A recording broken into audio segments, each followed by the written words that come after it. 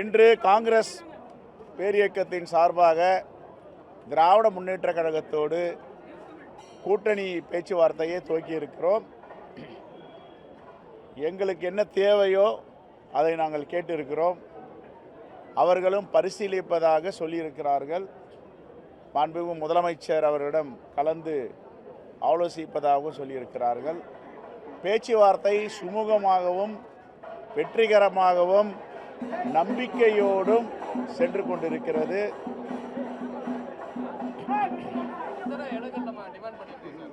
அது பத்திரிகை முன்னாடி சொல்ல முடியாது. நாங்கள் கையெழுத்து போடும்போது உங்களை வைத்துக்கொண்டு கையொப்பமிட்டு அதை சொல்லுவோம்.